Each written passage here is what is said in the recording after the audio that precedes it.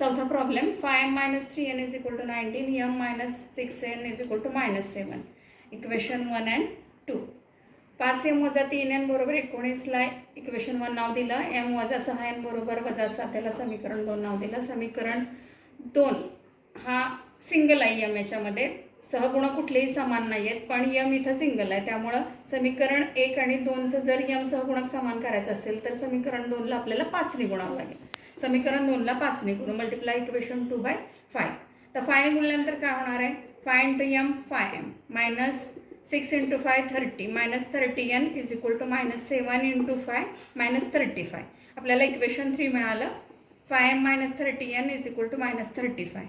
आता समीकरण 1 आणि 3 याच्यामधले mचे सहगुणक समान झाले, तर याचे चिन्ह पण समान आहेत. त्यामुळे आपल्याला इथं वजाबाकी करावी लागेल. समीकरण 1 मधून समीकरण 3 वजा करू. Subtract equation 3 from 1. 5m - 3n is equal to 19 minus 5m - 30n is equal to -35. इथं काय होणार? Minus minus plus. प्लस 30मधून -3 गेले, 27n मिळालं. आणि 19 + 35 झाले 54.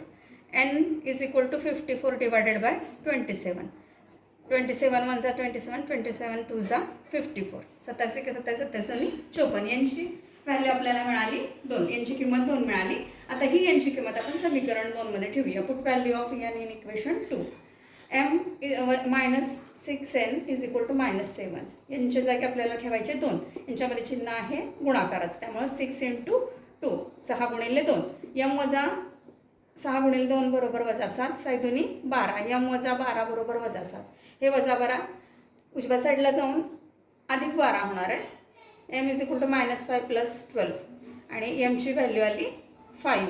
कारण 12 मोठा आहे. 12मधून वजा 7 गेले, मोठ्याचं चिन्ह येणार. 12मधून 7 गेले 5. mची व्हॅल्यू आली 5. mची किंमत 5 आली. दिलेल्या समीकरणांची उकल m बरोबर 5 आणि n बरोबर 2. Solution of given equations m is equal to 5 n is equal to 2.